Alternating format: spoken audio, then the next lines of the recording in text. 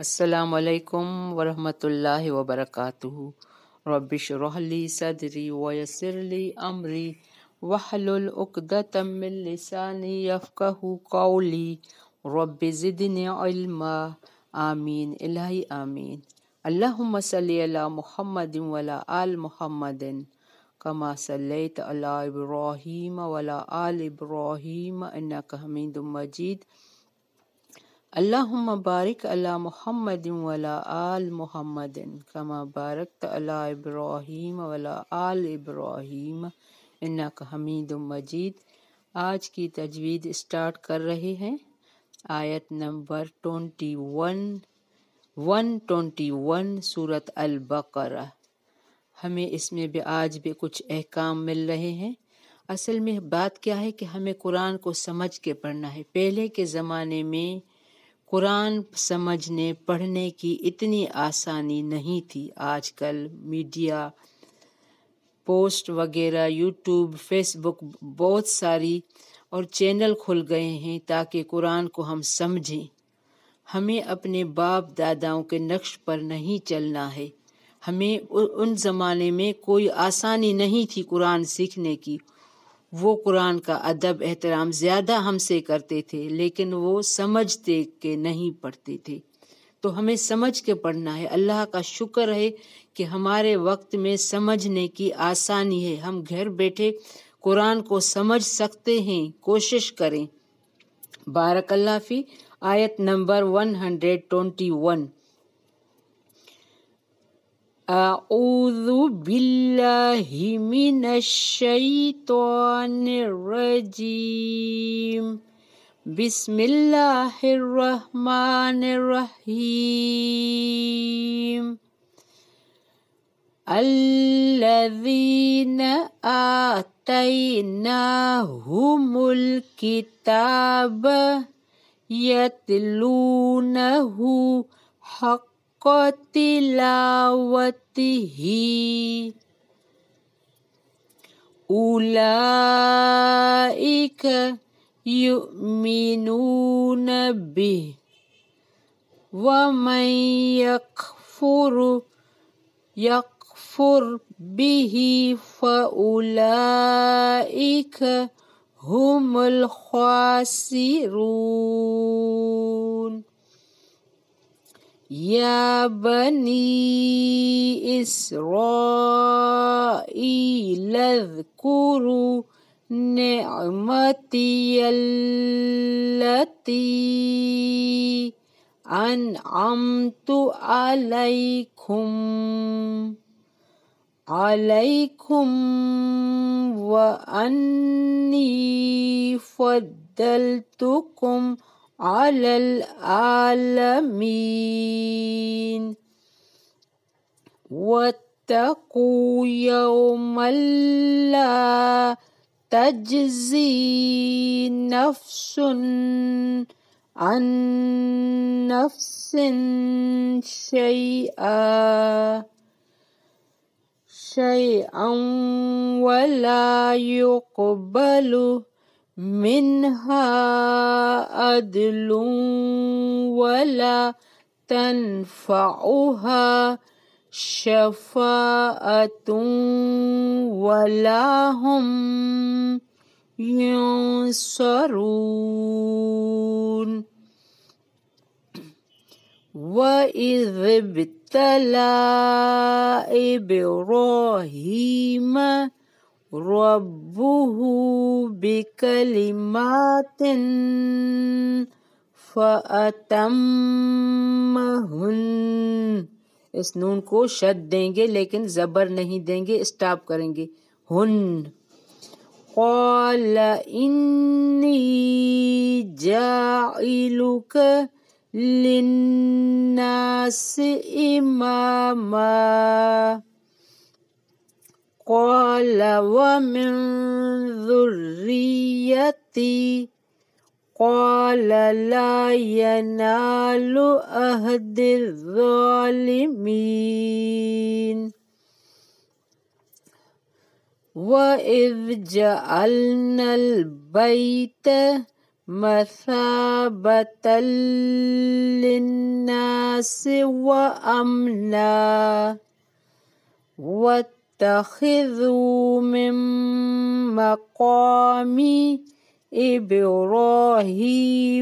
مصلى وعهدنا إلى إبراهيم وإسماعيل أن طهر بيتي للطائفين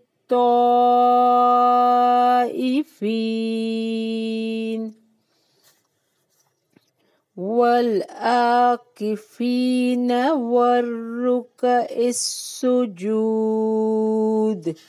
وإذ قال إبراهيم رب اجعل هذا بلدا آمنا وارزق أهله من الثمرات من آمن منهم بالله واليوم الآخر قال ومن كفر فأمتعه قليلا ثم أضطره إلى عذاب النار وبئس المصير. بارک اللہ فی. ہم یہاں 126 پر اسٹاپ کر رہے ہیں. ہم نے اسٹارٹ کیا تھا 121 سے الذین آتیناہم الکتاب یتلونہ حق تلاوتی، جنہیں ہم نے کتاب دی اور وہ اسے پڑھنے کے حق کے ساتھ پڑھتے ہیں. اب حق کے ساتھ پڑھنے کا کیا ہے، میں آپ کو اس کو ڈیٹیل میں سمجھاؤں گا. اولئک یؤمنون بہ، اور وہ اس کتاب پر بھی ایمان رکھتے ہیں. ومن یکفر بہ فاولئک هم الخاسرون، اور جو اس کے ساتھ کفر کرے وہ نقصان والا ہے. یہ ایک اہم آیت ہے، سمجھ کے پڑھیں. اہل کتاب کے ناحلف لوگوں کے مذموم اخلاق و کردار کی ضروری تفصیل کے بعد، جو نااہل تھے ان کے بعد ان میں سے کچھ لوگ صالح اور اچھے کردار کے تھے. اس آیت میں اس کی خوبیاں بیان اور ان کے مومن ہونے کی خبر دی جا رہی ہے. اس میں عبداللہ بن سلام رضی اللہ تعالیٰ عنہ اور ان جیسے دیگر افراد ہیں جن کو یہودیوں میں سے قبول اسلام کی توفیق حاصل ہوئی اور وہ اسے پڑھنے کے حق کے ساتھ پڑھتے ہیں. اب قرآن کو حق کے ساتھ پڑھنے کا کیا طریقہ ہے؟ وہ اس طرح پڑھتے ہیں جس طرح پڑھنے کا حق ہے کہ کئی مطلب بیان کیے ہیں. مثلا خوب توجہ اور غور سے پڑھتے ہیں. جنت کا ذکر آتا ہے تو جنت کا سوال کرتے ہیں، اور جہنم کا ذکر آتا ہے تو جہنم سے پناہ مانگتے ہیں. اس کے حلال کو حلال اور حرام کو حرام سمجھتے ہیں. کلام الہی میں تحریف نہیں کرتے جیسے دوسرے یہودی کرتے تھے. تو ہمارے لیے بھی ہے، قرآن میں جیسے احکام ہے اس کو اسی طرح ماننا ہے. یہ نہیں کہ ہمارے باپ دادا اس طرح کرتے تھے، نہیں. اس کے وقت زمانے میں قرآن کی اتنی نہیں تھی سمجھ. تحریف نہیں کرنی ہے، جیسے حکم ملا ہے ویسے بجا لانا ہے. لوگوں کو بتلاتے ہیں کہ قرآن میں کیا لکھا ہے. اب اگر ہمیں قرآن آتا ہے تو قرآن کو اس کے بارے میں بتانا ہے، آگاہی دینی ہے. اس کی کوئی بات چھپاتے نہیں ہیں. اس کے محکم باتوں پر عمل کرتے ہیں، متشابہات پر ایمان رکھتے ہیں، اور جو باتیں سمجھ میں نہیں آتی انہیں علماء سے حل کراتے ہیں. اس کی ایک ایک بات کا اتباع کرتے ہیں، یعنی پیروی کرتے ہیں. جو حکم ملے ہیں اس کو عمل میں لاتے ہیں.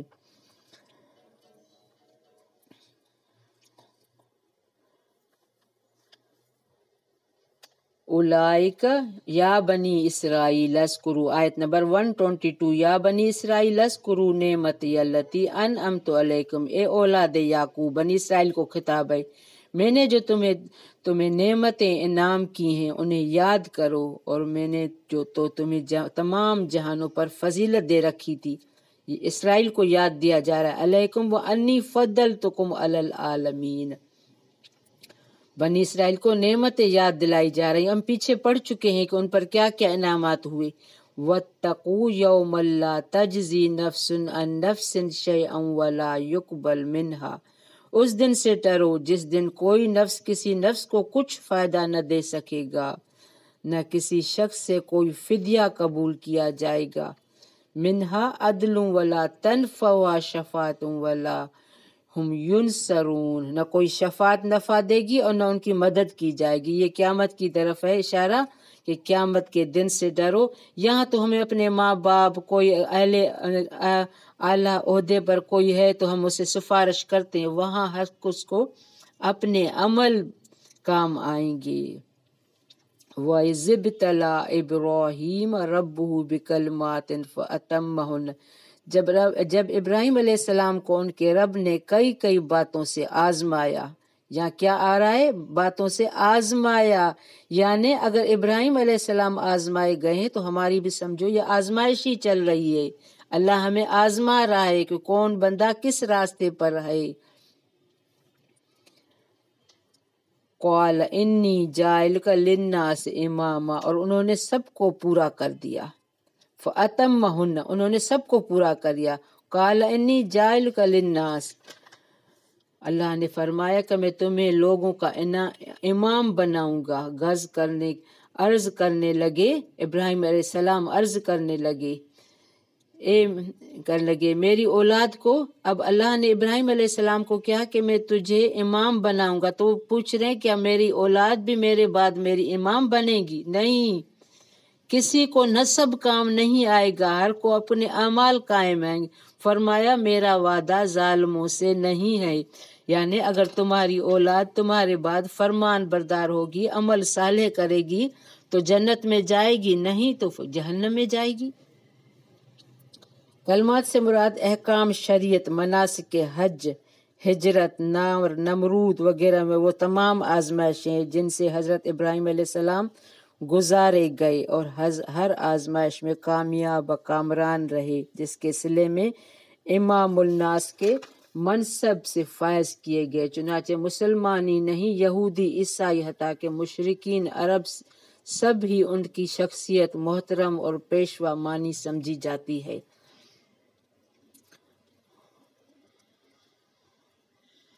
اللہ تعالیٰ نے ابراہیم علیہ السلام کی اس خواہش کو پورا کیا جس کا ذکر قرآن مجید میں ہے۔ وَجَعَلْنَا فِي ذُرِّيَّتِهِ النُّبُوَّةَ کتاب، ہم نے نبوت اور کتاب کو اس کی اولاد میں کر دیا۔ بس ہر نبی جسے اللہ نے مبعوث کیا اور ہر کتاب جو ابراہیم علیہ السلام کے بعد نازل فرمائی، اولاد ابراہیم میں ہی سلسلہ رہا۔ اس کے ساتھ ہی فرمایا میرا وعدہ ظالموں سے نہیں ہے۔ اس امر کی وضاحت فرما دی کہ ابراہیم علیہ السلام اتنی اونچی شان عند اللہ منزلت کے باوجود اولاد ابراہیم میں سے جو ناحلف اور ظالم مشرک ہوں گے ان کی شفاعت نہیں ہوگی۔ اور یہ ہمارے پیارے نبی نے بھی فرمایا دیا کا ہے کہ من بتا بھی عملہ لم یسر بھی نسبہ، جس کو اس کا عمل پیچھے چھوڑ گیا اس کا نسب اسے آگے نہیں بڑھا سکے گا، یعنی نسب کام نہیں آئے گا۔ یہ ہمارے پیارے نبی کا فرمان ہے۔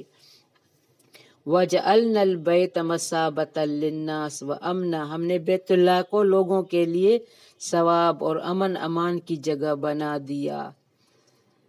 وَاتَّخَذُوا مِن مَّقَامِ إِبْرَاهِيمَ مُصَلًّى، تو مقام ابراہیم کو جائے نماز مقرر کر لو۔ إِلَّا إِبْرَاهِيمَ وَإِسْمَاعِيلَ أَن طَهِّرَ بَيْتِيَ لِلطَّائِفِينَ وَالْعَاكِفِينَ وَالرُّكَعِ السُّجُودِ، ہم نے ابراہیم علیہ السلام اور اسماعیل علیہ السلام سے وعدہ لیا کہ تم میرے گھر کو طواف کرنے والوں اور اعتکاف کرنے والوں اور رکوع سجدہ کرنے والوں کے لیے پاک صاف رکھو۔ ہم جاتے ہیں تو وہاں مقام ابراہیم ہے، وَاتَّخَذُوا مِن مَّقَامِ إِبْرَاهِيمَ نا، وہاں ہم خانہ کعبہ میں جاتے ہیں تو وہاں ابراہیم علیہ السلام نے جب خانہ کعبہ کی تعمیر کی تھی تو وہاں ایک جگہ ہے، وہاں ہمیں حکم ہے کہ وہاں ہم نماز ادا کریں، نفل پڑھیں۔ حج کے بعد، عمرے کے بعد وہاں ایک نفل پڑھنے کی تاکید ہے۔ وَإِذْ قَالَ إِبْرَاهِيمُ رَبِّ اجْعَلْ هَٰذَا بَلَدًا آمِنًا وَارْزُقْ أَهْلَهُ مِنَ الثَّمَرَاتِ، جب ابراہیم نے کہا اے میرے پروردگار تو اس جگہ کو امن والا شہر بنا اور یہاں کے باشندوں کو جو اللہ تعالیٰ پر اور قیامت کے دن پر ایمان رکھنے والے پھلوں کی روزیاں دے۔ وَمَنْ آمَنَ مِنْهُمْ بِاللَّهِ وَالْيَوْمِ الْآخِرِ قَالَ وَمَنْ كَفَرَ فَأُمَتِّعُهُ قَلِيلًا ثُمَّ أَضْطَرُّهُ إِلَىٰ عَذَابِ النَّارِ، اللہ تعالیٰ نے فرمایا میں کافروں کو بھی تھوڑا فائدہ دوں گا، پھر انہیں آگ کے عذاب کی طرف بے بس کر دوں گا۔ ثُمَّ أَضْطَرُّهُ إِلَىٰ عَذَابِ النَّارِ، اور یہ بہت بری جگہ ہے، پہنچنے کی جگہ بری۔ کافروں کو دنیا میں فائدہ ملے گا لیکن ٹھکانہ آخرت میں ان کا جہنم ہے۔ حضرت ابراہیم علیہ السلام کی نسبت سے جو ان کے بانی اول ہیں، بیت اللہ کی دو خصوصیتیں اللہ تعالیٰ نے یہاں بیان فرمائی۔